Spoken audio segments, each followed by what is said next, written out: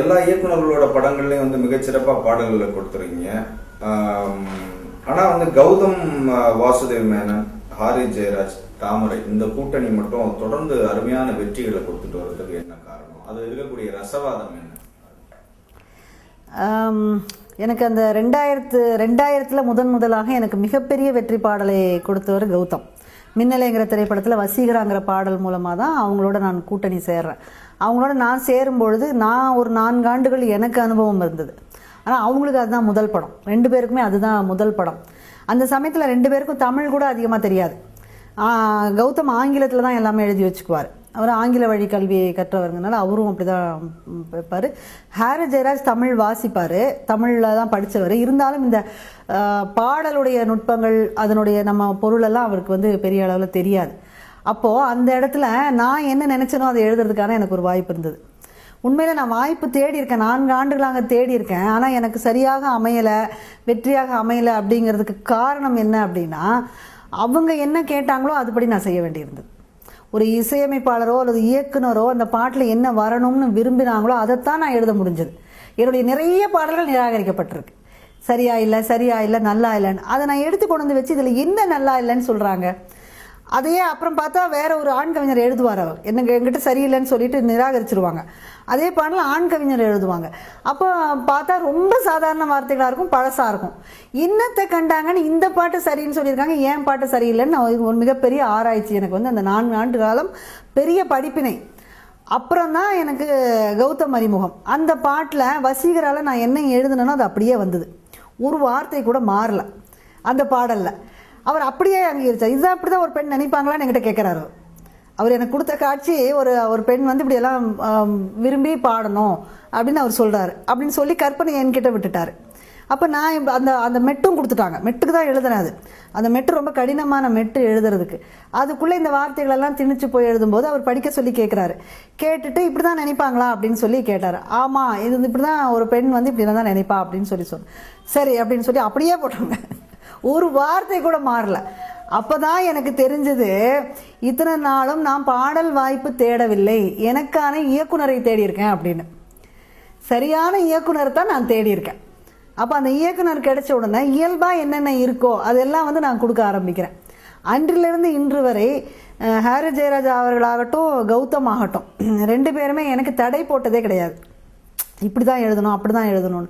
அவங்க இசையாக இவர் கொஞ்சம் எதிர்பார்ப்பார். கௌதம் காட்சி என்கிட்ட முழுமையாக சொல்லுவார், இதெல்லாம் வரணும்னு கேட்பார். இந்த கதை இங்கேருந்து இப்படி போகுது, இந்த காட்சியை நான் இப்படி எடுத்துகிட்டு போகிறேன்னு அந்த பாடல் எழுதுறதுக்கு முன்னாடி வரைக்கும் என்கிட்ட நிறைய பேசுவார். ஆனால் பாடல் நான் எழுத ஆரம்பித்த பிறகு ஒன்றுமே சொல்ல மாட்டார். பாடல் என்னுடையது அப்படின்னு விட்டுருவார். என்னுடைய கற்பனைக்கு முழுமையாக விடும்பொழுது எனக்கு எந்த தடையுமே இல்லை. அப்போ நான் என்னுடைய பரிசோதனை முயற்சிகளை பூரா நாங்கள் பண்ணுவேன். பழைய வார்த்தைகளெல்லாம் நான் போட்டேன் அப்படின்னா அவங்களுக்கு அது புதுசாக இருக்கும். கௌதமுக்கும் அது புதுசாக இருக்கும், ஹாரிஸுக்கும் அது புதுசாக இருக்கும். இது நல்லா இருக்கே, கலாப காதலானா என்ன, கலாபம்னா என்னன்னு அவங்களுக்கு தெரியாது. இன்னொரு இயக்குனராக இருந்தானே என்ன பண்ணுவாங்க அப்படின்னா, கலாபம்ங்கிற வார்த்தை யாருக்கும் புரியாதுங்க, வேற போடுங்க அப்படின்னு சொல்லி சொல்லுவாங்க.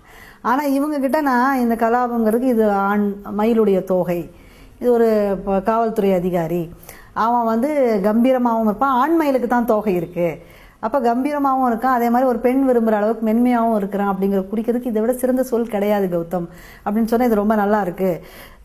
அப்போ புரியாதுன்னு மற்றவங்க சொல்லுவாங்க அப்படின்னா அவங்க புரிஞ்சுக்கட்டும், கேட்டு தெரிஞ்சுக்கட்டும் அப்படின்னு சொல்லிடுவார். அப்போ அது அவருடைய மனநிலையை, ஒரு பாடலை அணுகிற விதம். அப்போ ஒரு 2 பாடல் 2 இது எழுதின பிறகு அவருக்கு என்னுடைய திறமை என்னங்கிறது அவருக்கு தெரிஞ்சிருச்சு. அப்போ ஹாரி ஜெயராஜுக்கும் தெரியுது, இவங்க பாடல் மெட்டு கொடுத்தா அது ரொம்ப நல்லா கையாளுறாங்க, நம்ம பாடலுக்கு எந்த சேதாரமும் இல்லாமல் அதை அழகுபடுத்துகிறாங்க அப்படிங்கிறது அவருக்கும் தெரிஞ்சிருக்கு. இவருக்கும் பாடலை பற்றின எந்த கவலையுமே வேண்டாம், அது பூரா இவங்களே கவனிச்சுக்குவாங்க அப்படிங்கிற ஒரு நம்பிக்கையும் ஏற்படுது. அப்போ அடுத்தடுத்து பாடல்கள் விதவிதமாக நாங்கள் பண்ணும்போது முழுக்க எனக்கு சுதந்திரம், என்ன நினைக்கிறேனோ அதை எழுதுகின்ற சுதந்திரம் அவங்க படத்தில் எனக்கு இருந்தது. அது ஒரு காரணம். இன்னொன்று, ஹாரி ஜெயராஜ் அவருடைய இசை வந்து ஒரு புதுமையான புதிய ஒரு மாற்றத்தை, ஒரு அலையை ஏற்படுத்துச்சு. பாடல் வரிகள் கேட்கணுங்கிறதுல அவர் ரொம்ப இதாக இருப்பார். நடுவில் ஒரு பெரிய சர்ச்சை வந்துச்சு, பாடல் வரிகள் கேட்காமல் இசை எல்லாத்தையும் அமுக்கிடுது அப்படிங்கிற ஒரு சர்ச்சை வந்து பெரிய அளவில் இருந்து அது ஒரு மனக்குறையாக ரசிகர்கள்கிட்ட இருந்துக்கிட்டே இருந்தது. அவர் அந்த இடத்த சரியாக பிடிச்சார். பாடல் வரிகள் தெளிவாக கேட்கணும், இசை பின்னணியில் இருந்தால் போதும். அந்த இடத்துல அவர் நல்லா நின்று வென்று காட்டினார். அதே மாதிரி கௌதம் படத்தினுடைய ஒரு யதார்த்தம், அவர் சார்ந்த மனிதர்கள் கொஞ்சம் மேல்தட்டு மக்களாக இருப்பாங்க. அவருடைய படம் எடுக்கும் பாணியும் கொஞ்சம் மேல்தட்டு பாணியாக தான் இருந்தது. ரொம்ப யதார்த்தமாக இருக்கும் அவருடைய படங்கள் பார்க்கறதுக்கு. அப்போது அவருடைய மேற்கத்திய பாணி காட்சி அமைப்புகளுக்கும் ஹாரிஸ் ஜெயராஜ் அவருடைய மேற்கத்திய பாணி இசைக்கும் என்னுடைய அழகான தமிழ் நடைக்கும் ரொம்ப அழகாக ஏந்து போயிடுச்சு.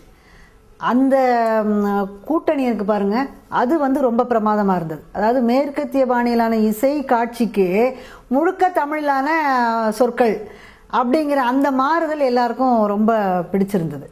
அது ஒரு காரணம், நிச்சயமாக காரணம். அது தனிப்பட்ட முறையில் நாங்கள் 3 பேருமே தரம் சரியாக இருக்கணும் அப்படின்னு பார்ப்போம்.